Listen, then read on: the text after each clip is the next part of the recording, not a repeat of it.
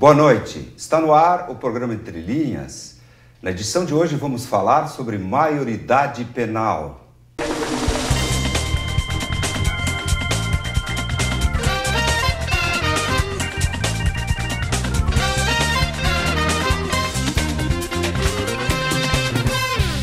Converso hoje com Cimeri Lampert, psicóloga, e o promotor de justiça aqui de Lajeado, o Dr. Sérgio Dieffenbach. Boa noite, sejam bem-vindos. Boa noite. O tema é muito polêmico e seguramente agora vai entrar aí nos grandes temas de discussão nacional nos próximos dias, tendo em vista que eu vou fazer um breve histórico daqui, de como se encontra no Senado a discussão do tema. Por isso eu vou fazer esse parênteses no início aqui, para colocar para o nosso público para entender o porquê da importância e por que ele vai voltar à voga agora a discussão sobre a questão da maioridade penal. O Dr. Sérgio tramitava no Congresso Nacional, no Senado Nacional, não na Câmara dos Deputados, no Senado, 6 PEC, 6 projetos de alteração da Constituição.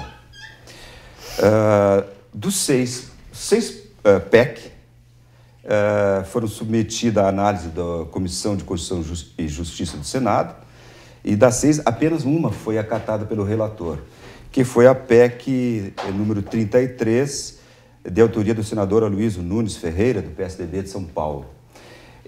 Submetida à votação na Câmara, na Comissão de Constituição e Justiça do Senado, essa PEC 33 foi rejeitada por 11 votos a 8.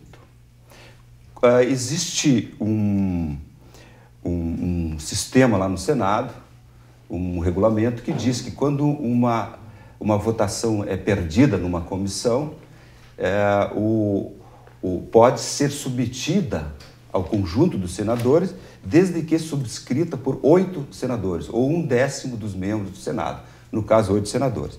Aqui foi tranquilo ele conseguir submeter ao conjunto de senadores na medida em que foi 11 a 8, então ele já tinha praticamente 8 assinaturas. Desse modo, esse tema, essa PEC, que ele estabelece então a maioridade penal para 16 anos, vai ser submetida ao conjunto de senadores. Aí a importância do tema hoje. No decorrer da nossa conversa, hoje nós podemos aprofundar até os termos dessa PEC. Bem, vamos então esclarecer o nosso público. O que é maioridade penal? Qual é a importância do tema, Dr. Sérgio? Boa noite Zanquetin, boa noite Cimeri. Prazer estar aqui com vocês novamente, e especialmente para conversar sobre um tema que nos aflige muito, nos preocupa demais. Na verdade, para quem atua na área da infância e juventude, também no direito penal, quando se observa o risco de aprovação de uma emenda constitucional desse porte, nos causa muita preocupação, porque pode alterar completamente o sistema de trabalho, seja do direito penal, seja do direito infanto-juvenil. O que é esta maioridade penal? Tentando transformar numa linguagem bem acessível ao público, seria a idade limite a partir do qual alguém responde pelo sistema penal adulto, ou a idade a partir do qual se responde pelo sistema penal juvenil. É um marco divisório de acordo com a faixa etária dos 18 anos. Hoje funciona, e como todos conhecem, o sistema de 18 anos. A partir dessa idade, qualquer ato criminoso praticado, ele responde de acordo com o Código Penal, podendo sofrer normalmente punições que variam de acordo com o delito, que podem redundar em prestação de serviço à comunidade, multa ou prisão nas cadeias e presídios públicos do país. No sistema infanto-juvenil, ou seja, dos 18 anos para baixo, se praticado um ato infracional nesta faixa entre 12 e 18 anos, ele sofre uma sanção, uma espécie de sanção que é chamada medida socioeducativa, que também tem as suas variações, que vão desde a advertência, reparação do dano, prestação de serviço à comunidade, liberdade assistida, semi-liberdade ou a internação, que equivale a uma prisão. Tem apenas uma natureza pedagógica distinta, mas é privativa da liberdade, com um prazo máximo de 3 anos. Esse prazo de 3 anos, que tem causado desconforto em uma série de segmentos da sociedade, na opinião pública em geral, e faz com que o Congresso se movimente, tentando reduzir a maioridade penal dos 18 para os 16, de modo que os adolescentes com 16 anos que praticassem delitos passariam a ir ao sistema penal adulto e não mais ao sistema juvenil. Em resumo, essa é a distinção, esse é o ponto que está no Congresso Nacional e no Senado, com grande possibilidade de aprovação. Eu, particularmente, como promotor da infância, como promotor criminal, já com 23 anos de exercício de sala de audiência, contato com presídio, contato com adolescente infrator, contato com os processos em si, eu me filio a uma corrente de juristas que é absolutamente contrário a esta redução da maioridade penal, por uma série de razões que daqui a pouco nós podemos conversar mais. E, por consequência, estamos muito preocupados com a possibilidade desta aplicação, desta aprovação. Então você vê que, você imagina que há chance do Senado Federal aprovar essa PEC que diminuiria, então, a responsabilidade penal para 16 anos. 16 Sim, anos. Essa chance é muito concreta pelas nossas pesquisas e investigações, junto, inclusive, ao Parlamento brasileiro, se percebe que há uma clara tendência nesse sentido. Até porque, Zanquetin, a opinião pública pensa assim. Se fosse feita uma pesquisa hoje, eu acredito que 80% da população, nesta ânsia de fazer justiça, na ânsia de obter segurança pública, de obter regra, e até porque quando se opina sempre sobre os outros. O delinquente sempre é o outro, nunca é o meu filho, nunca é o meu sobrinho, nunca é o meu neto, é sempre o outro. Então fica fácil opinar sobre o outro. Então a opinião pública, ela maciçamente, ela é favorável à redução da maioridade penal.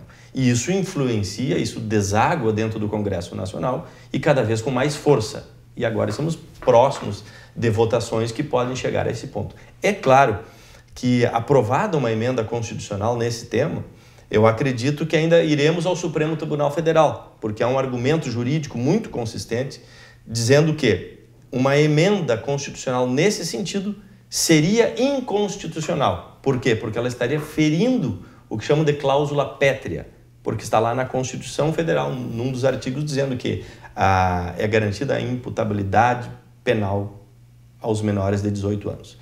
Então, nem mesmo uma emenda constitucional poderia ferir esta cláusula pétrea que garante direito individual. Isso seguramente pararia no Supremo Tribunal Federal. E aí é um outro fórum de discussão que também não se sabe exatamente para que lado iria. Doutor Sérgio, uma das razões que a Comissão de Constituição e Justiça do Senado rejeitou esta PEC, esse projeto de emenda constitucional número 33, única acatada, como eu disse, foi essa questão de ser uma cláusula pétrea da Constituição Federal, a questão da maioridade penal aos 18 anos.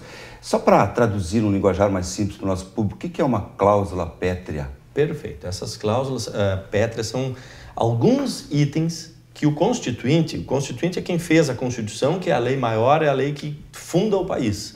Ele estabeleceu alguns itens que seriam impossíveis de serem modificados mesmo por emenda constitucional. Alguns itens básicos que formam a estrutura geral jurídica do país.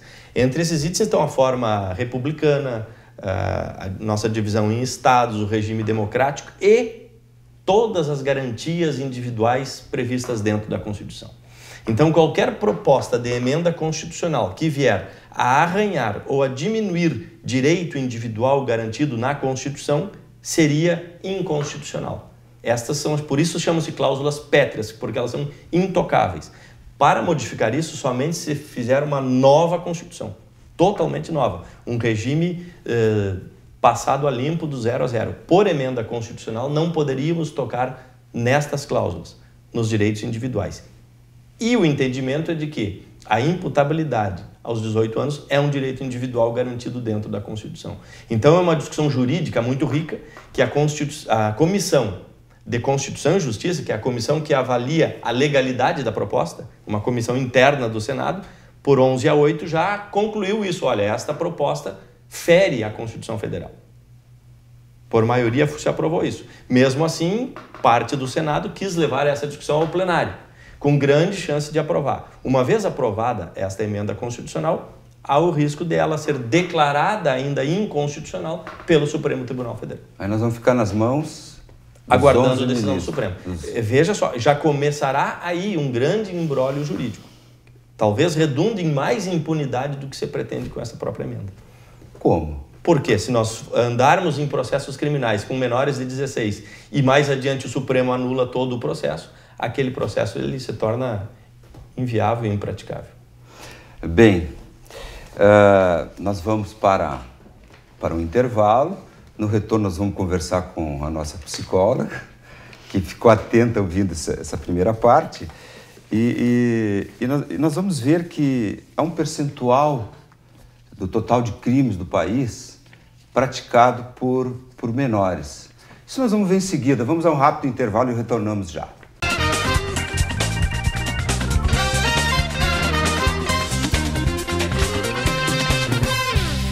Voltamos ao programa Entre Linhas de hoje, falando sobre o tema maioridade penal.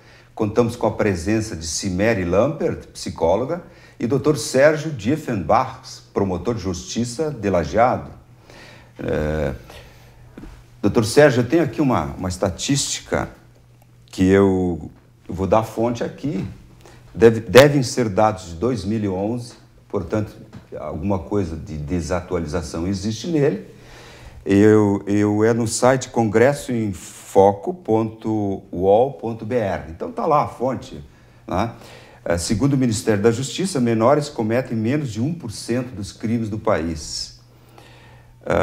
Os números da Secretaria Nacional de Segurança Pública, do Ministério da Justiça, não confirmam a tese alardeada por defensores da redução da maioridade penal de que menores são autores da maior parte dos crimes cometidos no país. A Secretaria estima que os menores de 16 a 18 anos, portanto aqui já temos uma faixa, né?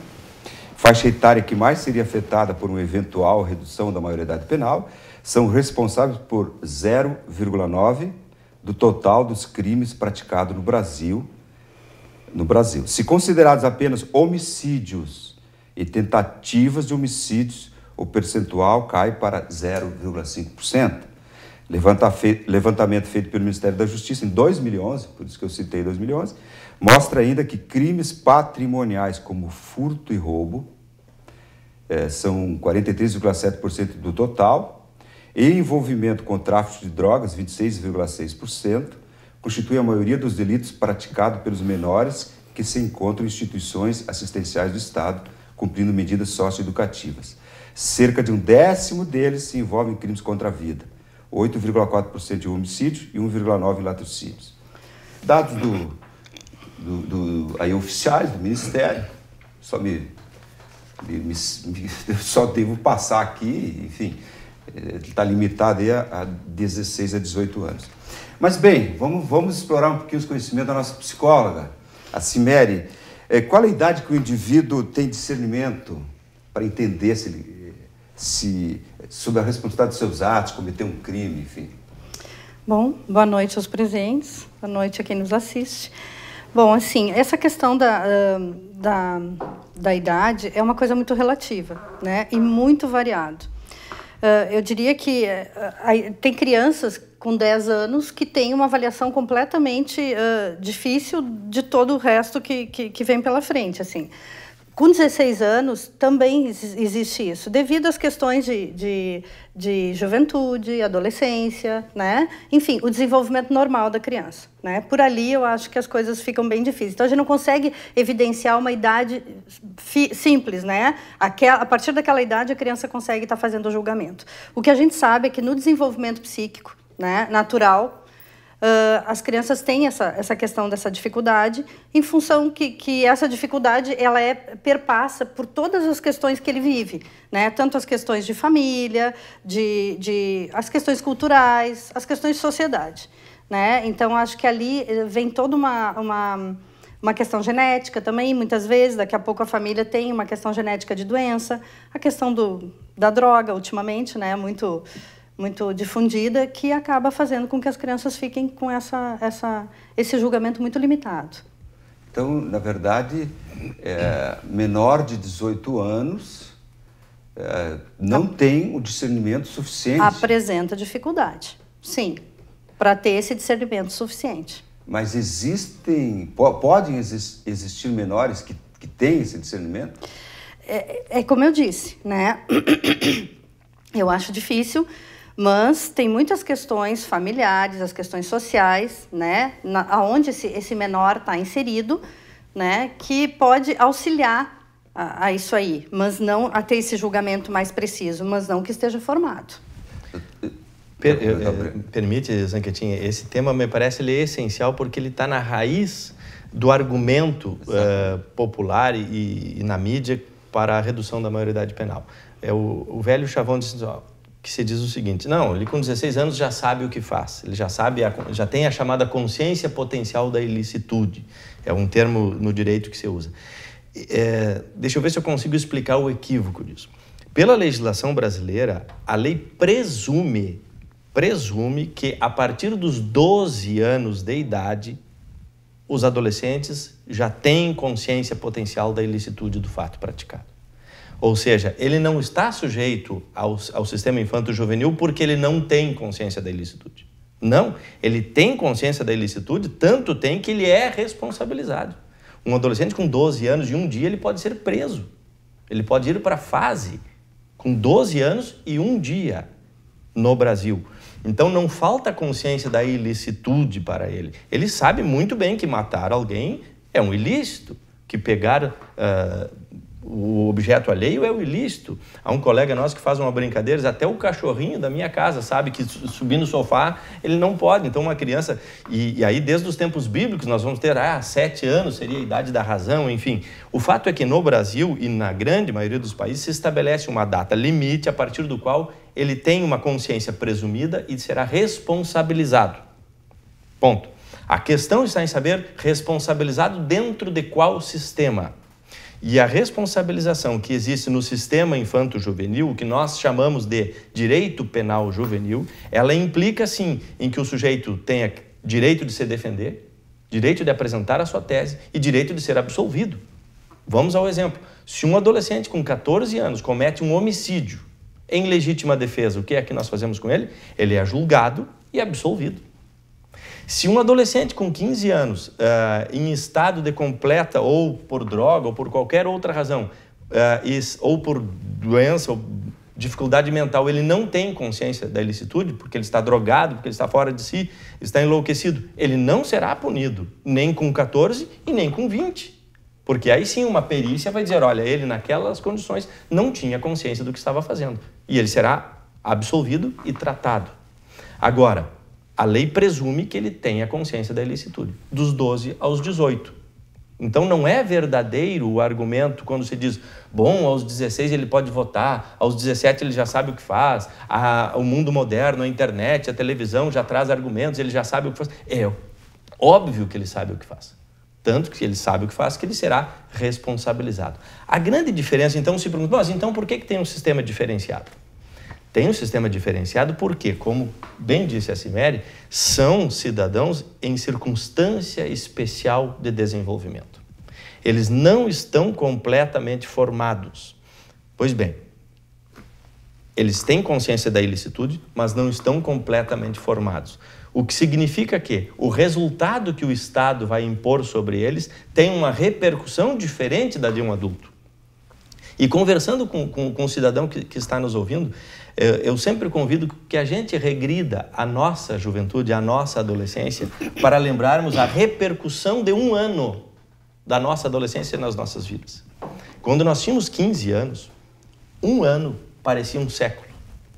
Nasciam amores, terminavam amores, o inverno era longo, a primavera era longa, porque repercute diferente na vida daquele jovem. Ele recém viveu 14 anos. Então, um ano é 1/10 da vida dele.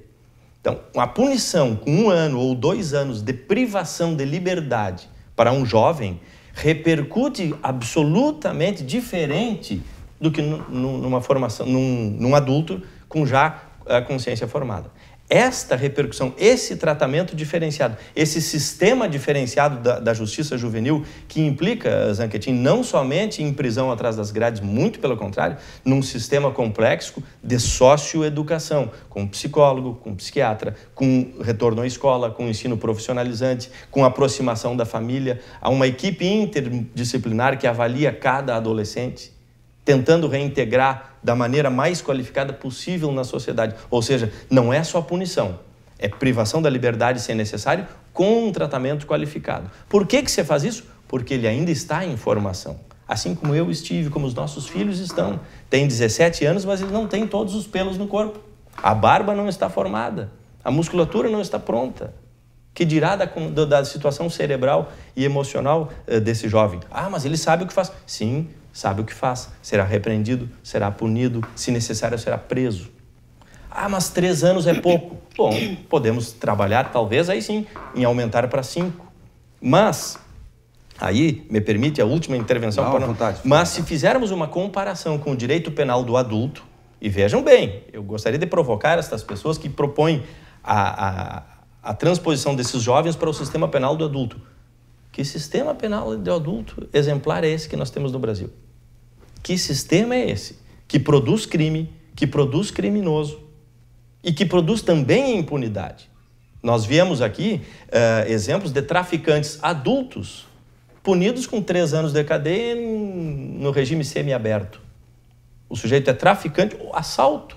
Já vimos assaltante adulto sair com punição com um regime semiaberto, ou seja, ele vai posar no albergue e vai para a rua sem que ninguém mais acompanhe. A Cimeri trabalhou no presídio, sabe isso. Um adolescente, Zanquetin, ele pode ficar sim fechado na fase com todo um acompanhamento de uma equipe interprofissional. É um tratamento diferenciado muito melhor que o sistema penal do adulto. É por isso que a gente fica irritado e inconformado com uma proposta dessa natureza. Muito interessante. Doutor Sérgio, essa questão de que a grande crítica, ou de quem é a favor da PEC, esses 80% dos brasileiros, não se deram conta de que isso que você acabou de dizer agora é de suma importância. Um jovem com 17 anos e 11 meses é preso por tráfico de droga, seguramente ele vai cumprir uma medida socioeducativa, ou pode ser até uma prisão, entre aspas, enquanto um jovem de 18 anos e um dia pode sequer ter qualquer medida pelo nosso sistema atual. Isso é importante colocar. Bem, vamos ver como alguns países tratam do tema em seguida. Agora vamos para um rápido intervalo e Entre Linhas volta já.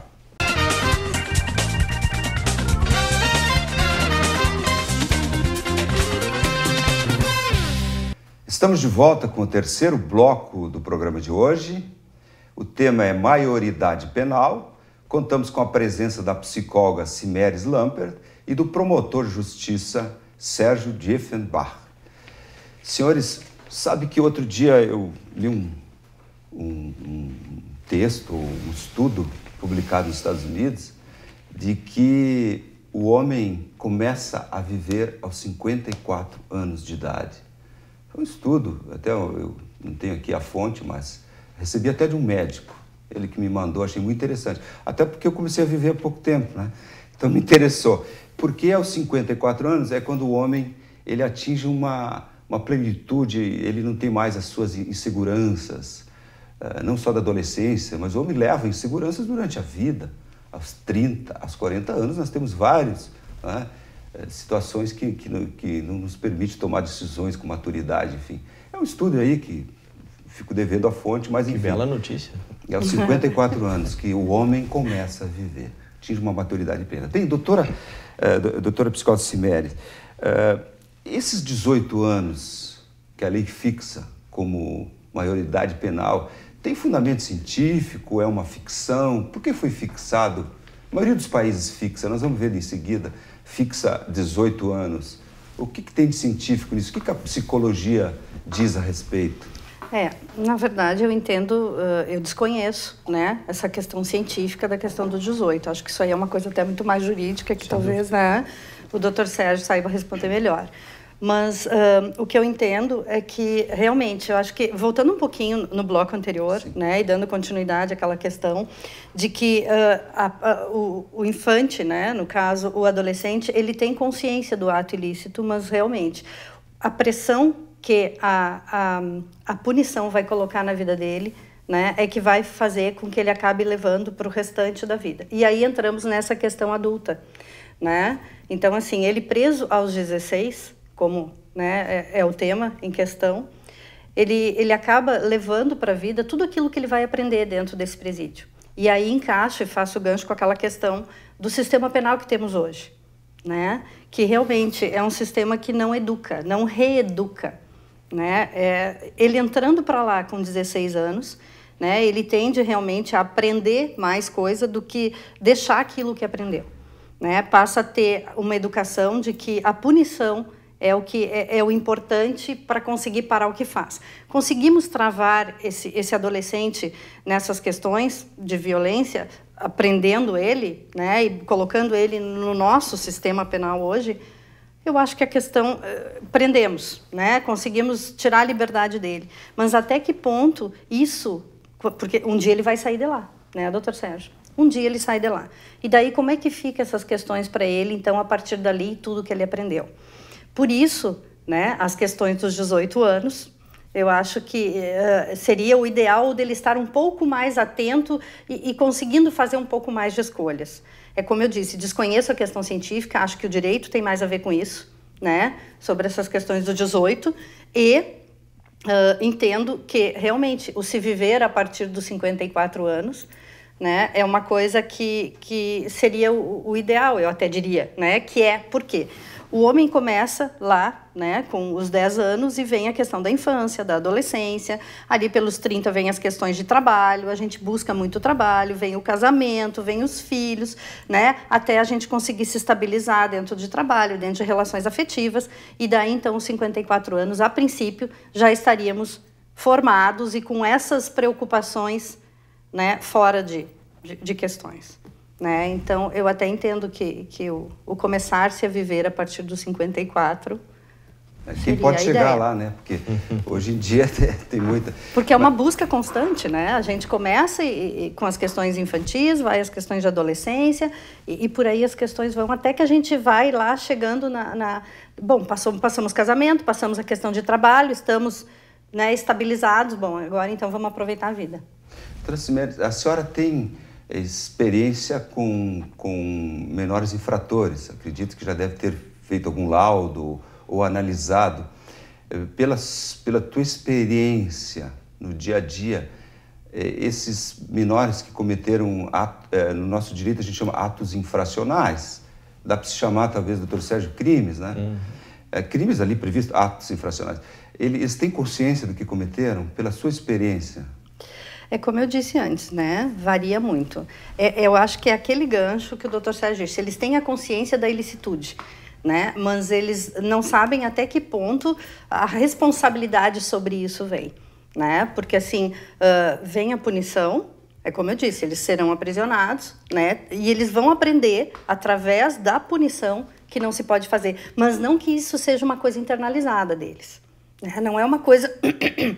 Desculpa, que está dentro, né? Mas é uma coisa que está sendo imposta de fora para dentro, é diferente, né? A gente sabe que tudo aquilo hoje que a gente está sendo submetido nem sempre entra, né? Então, psiquicamente, eles precisam aprender essas questões. E esse período dos 16 aos 18 é exatamente o período que eles estão aptos a pegar tudo que vem, né? Estando eles dentro de um regime prisional, ali será o exemplo deles, né?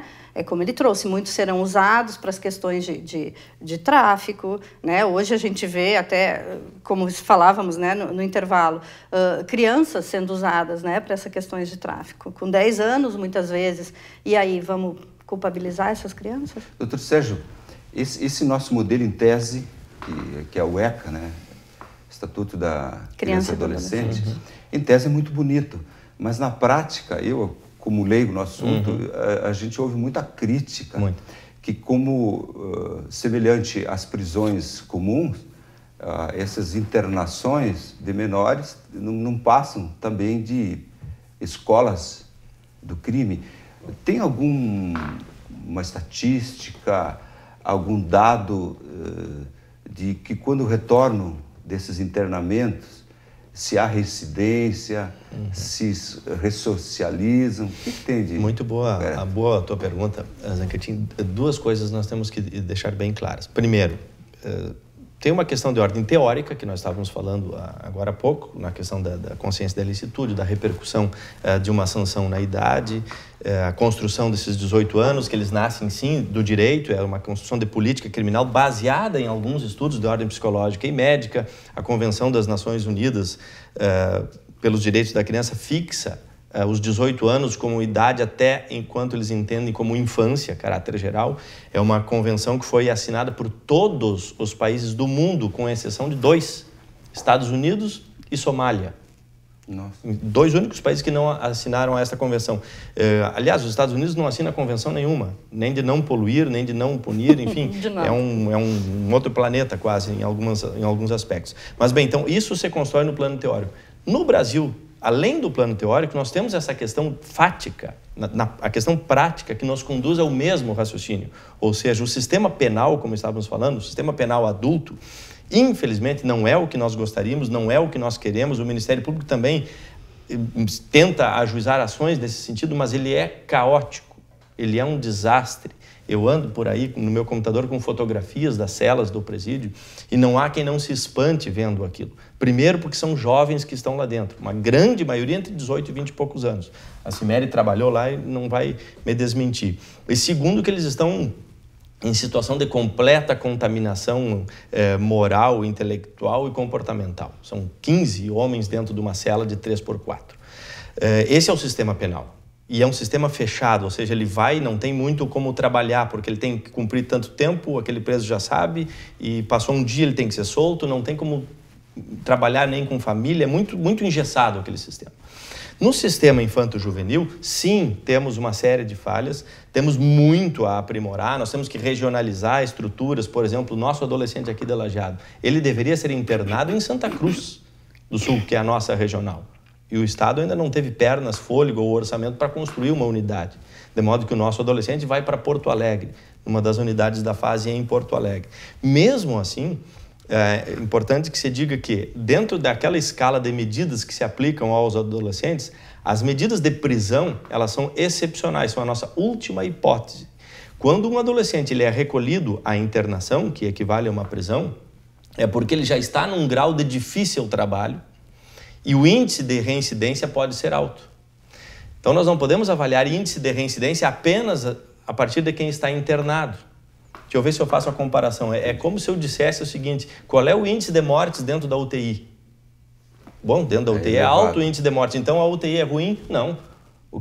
Nós temos que avaliar o sistema, quanto nós evitamos de chegar dentro da UTI.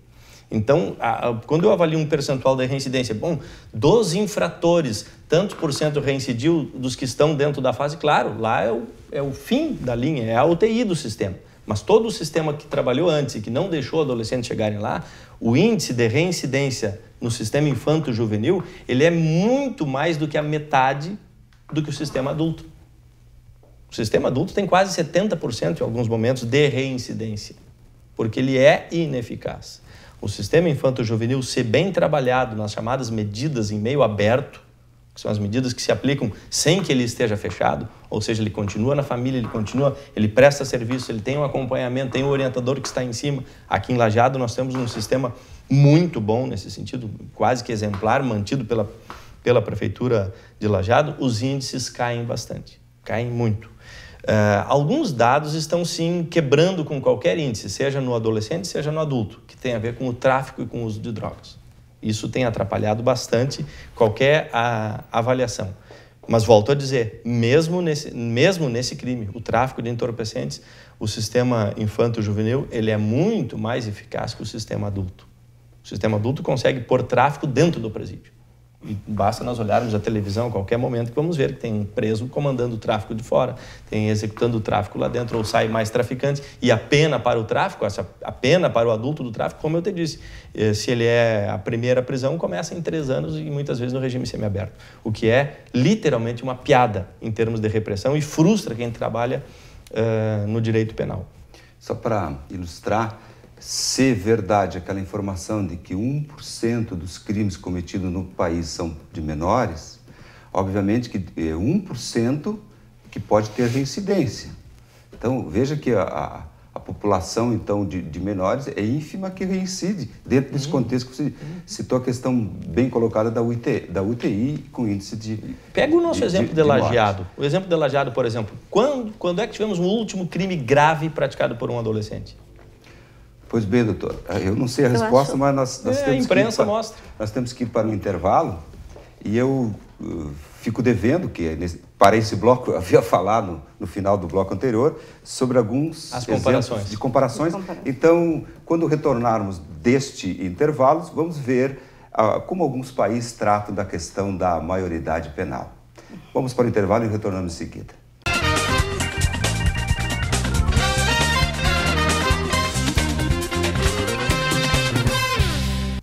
Entre Linhas está de volta, nos encaminhamos agora para o quarto e último bloco do programa de hoje. O tema é maioridade penal e contamos com a presença da psicóloga Cimeri Lampert e do promotor de justiça, Dr. Sérgio Diefenbach. Agora sim, vamos citar alguns exemplos de como alguns países tratam sobre o tema da maioridade penal. Eu tenho aqui, na verdade, a fonte é o Wikipédia, não é uma fonte assim tão especial, tão confiável, mas esta fonte do Wikipédia ela remete a dados da ONU.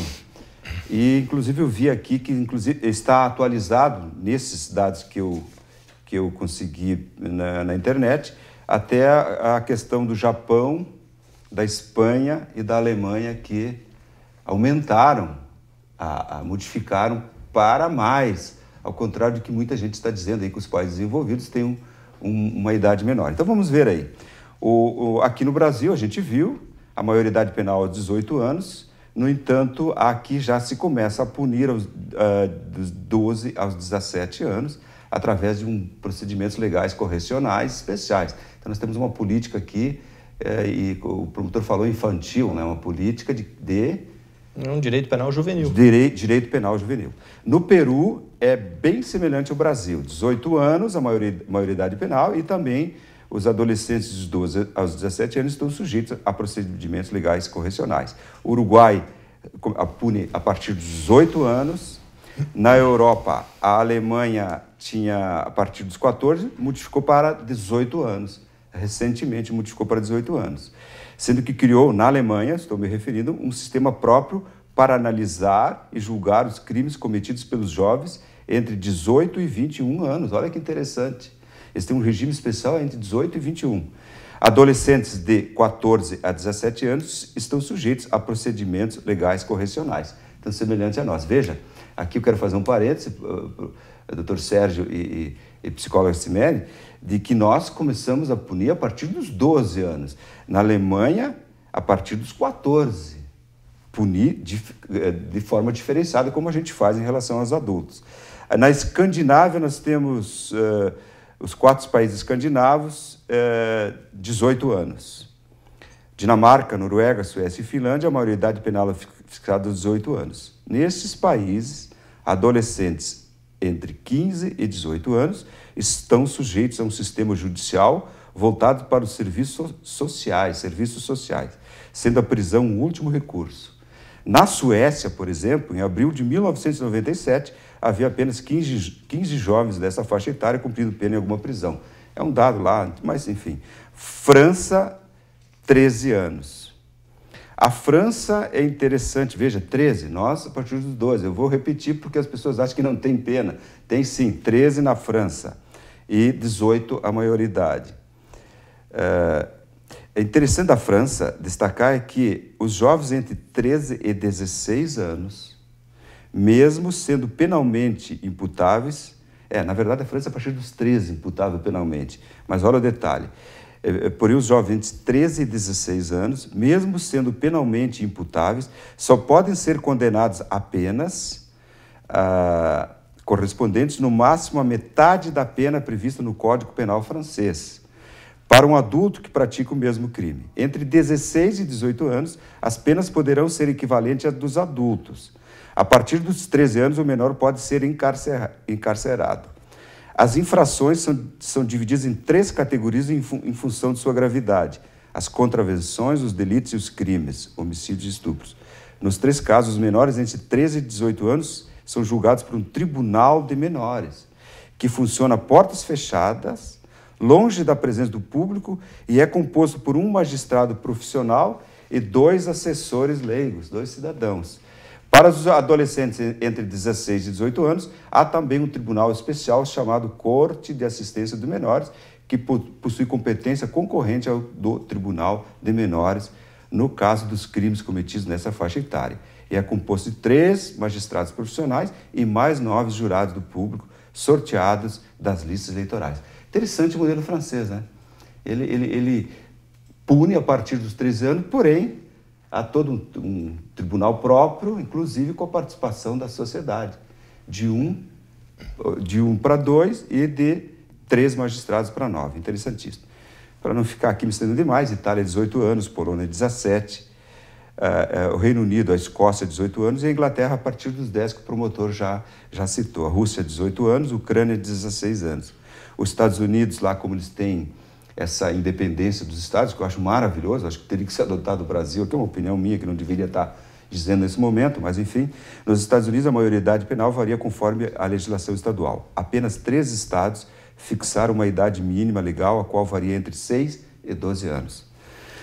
A China, 25 anos, porém, adolescentes entre 14 e 18 anos estão sujeitos a um sistema judicial juvenil e suas penas podem chegar à prisão perpétua. Singapura, 12 anos, Índia, 18, e o Japão tinha 14 anos para a maioridade penal e passou para 20 anos. Bem, estou me alongando aqui enfim, reduzir a maioridade penal reduziria a criminalidade? Entendo que não. Né? Eu acho que isso reduz, na verdade, a igualdade social. Né? Porque eu entendo que as questões do Conselho Federal de Psicologia, né, em relação a essa questão da redução da maioridade penal, perpassam as questões políticas. E daí entra as questões de educação, né, os programas, né, conforme nós tínhamos comentado aqui, o quanto é importante estar trabalhando esse adolescente antes. Né? Eles estão muito vulneráveis a tudo isso. E a importância de estar trabalhando esse adolescente para que não chegue lá. Né? A gente sabe que hoje os fatores que levam as crianças, eu diria, né, nesse período de 12 a... adolescentes seriam, né, de 12 a 18 anos, a cometerem os delitos, né, e os crimes, enfim, estão muito ligados a essas questões sociais. Né? Essa vulnerabilidade que eles têm, desordens familiares e por aí vai. Então, acho que essa... Exato. O uso de drogas. Uhum. Que, na verdade, é a vulnerabilidade familiar, né? Essa questão do desatento da família em relação a isso. Isso podemos entrar, a senhora pode até dar uma aprofundada. Eu entendo assim, que hoje a gente tem muito essas questões de ter a vulnerabilidade social, quando eu falo das questões financeiras mesmo, okay. Né? Pai e mãe que deixam o lar para poder trabalhar e dar sustento aos seus filhos. Quantos adolescentes acabam responsabilizados por eles próprios, né? Então, assim, ficam sozinhos no lar, né? Ficam sozinhos em casa, e o que acontece? Eles acabam saindo para a rua, tendo um amigo aqui, um amigo ali, daqui a pouco a região onde residem não é a ideal, né? E realmente o tráfico é uma coisa que acaba adotando esses adolescentes. Né? Hoje, o tráfico é o mais falado, né? Sobre a questão dessa adoção desses adolescentes. É uma forma de ganhar dinheiro, é uma forma de conseguir auxiliar nesse lar, né? E que daqui a pouco até o pai e a mãe acabam incentivando isso, de certa forma. Né? A gente sabe hoje que quantas famílias envolvidas nessas questões de tráfico. Né? E as questões sociais no sentido, aliás, da educação, né? Da escola, os pais trabalham, deixam adolescentes na escola o dia todo, turno integral. A escola tem outros tantos, ou então é numa escola num turno e no outro é um programa social, que também mistura a idade, né? Então, a idade tanto com adolescentes e crianças, as crianças acabam fazendo as mesmas coisas, aprendendo com aquilo. Por essas questões é que eles ainda não estão sujeitos a essa imputabilidade. Doutor Sérgio, os defensores da diminuição da maioridade penal para 16 anos, eles argumentam que são utilizados os jovens de 16 e 17 anos como massa de manobra para a criminalidade, especialmente, como foi citado pela psicóloga Siméria, no tráfico de drogas. Você acha que a diminuição da maioridade penal para 16 anos auxiliaria na redução da criminalidade nesse argumento utilizado pelos defensores? Sabe que quando a gente fala em criminalidade e as causas da criminalidade, como reduzir a criminalidade, nós não podemos ter um tratamento linear de acordo com vários tipos de crimes diferentes que acontecem. Por exemplo, esse crime do crime organizado, o tráfico, uma quadrilha do tráfico, esse é um crime que já tem um certo estudo, já tem uma certa organização e um planejamento, que é completamente diferente, por exemplo, de um crime violento, o da lesão corporal, do homicídio, do assalto da rua, que é diferente, às vezes, da lesão de dentro da escola, de crimes, o furto de pátio, que são causas diferentes, circunstâncias diferentes. Por exemplo, o menino que é usuário de drogas e ele precisa de dinheiro para comprar a droga e ele vai furtar o que ele enxergar na frente, seja ele adolescente, seja ele adulto, porque ele está dependente químico de uma droga e precisa de dinheiro para aquilo. Então, as causas de como estancar aquela criminalidade, para ele não vai fazer diferença nenhuma se a idade é 16 ou é 18, porque ele está, sim, quase sem consciência da ilicitude do que ele está fazendo. Aquele que está regimentando jovens com 16 anos, na expectativa de que, se forem pegos, ele terá uma pena mais branda, se nós reduzirmos a maioridade penal, em seguida eles passarão a recrutar com 14, com 12, ou, como nós já vemos em grandes conglomerados urbanos no Brasil, crianças com 10 anos com arma na mão. Então, isso é um fenômeno social que tem que ser, como bem disse a Siméria, observado com mais amplitude. O que se está disponibilizando, quais são as alternativas para esses jovens e como punirmos aquele adulto que está organizando isso tudo. Isso já foi dito e já é fruto de algumas pesquisas também, que mais importante que a quantidade da pena é a certeza da punição. Um dos fatores da criminalidade, na verdade, se chama impunidade. Como assim? Independentemente da pena, é a grande expectativa que aquele criminoso tem de não ser pego. Comparando, vamos trazer para algo bem do nosso padrão do nosso ouvinte, o excesso de velocidade nas rodovias. Nós sabemos que não pode passar de 80 e nós sabemos que tem pardais multando nas ruas, nas rodovias. Se nós soubéssemos que não há pardais nas rodovias, mas que a multa seria de R$5.000, como é que nós nos comportaríamos? Comparando com se soubéssemos que a multa é de R$400, mas que de 10 em 10 quilômetros haverá um pardal. O que é que surte mais efeito? É o tamanho da multa ou a certeza da punição? Não há dúvida que é a certeza da punição. Então, se nós conseguíssemos ter equipamentos de polícia ostensiva e polícia investigativa, seja para investigar o adolescente infrator ou o adulto criminoso, a certeza da punição e um sistema de direito penal com vigor que cumprisse um processo que durasse 1 ano, que chegássemos à execução rápido, e isto pode ser um fator de redução da criminalidade, mas jamais o aumento da pena. Último exemplo, lembro da minha geração, quando houve aquele assassinato da atriz da Globo, Daniela Pérez, né? Guilherme de Pádua, ator da Globo, jovem, matou a atriz jovem Daniela Pérez, filha da escritora Glória Pérez. Bem, um homicídio qualificado. Enorme movimento, criou-se a lei dos crimes hediondos, aumentou-se a pena do homicídio qualificado, se incluiu entre a lei dos crimes hediondos, ou seja, aumentou a pena. Diminuiu os homicídios? Nós temos aqui em Lajeado 50, qual é o nosso número de homicídios? Quantos desses nós esclarecemos a autoria? Então, a certeza da impunidade, às vezes, é muito pior do que a quantidade da pena. Bem, doutor Sérgio, já foi avisado, encerrou o nosso tempo. Eu agradeço a presença de vocês. Obviamente que o tema não se esgota aqui. Apenas citando ainda que, em relação a esse tema que nós debatemos hoje, a OAB, o Ministério Público, os Ministérios Públicos, acredito que as associações também de classe de psicólogos, são amplamente contra a redução. É isso? Dá para se afirmar, né? Dentro da classe existe muita divisão, mas já formalizou a opinião contrária. Ok. Bem, muito obrigado de novo pela presença. O programa Entre Linhas de hoje fica por aqui, apenas lembrando que você pode rever este e outros programas no youtube.com.br/TV Univates Entre Linhas. Muito obrigado pela sua atenção.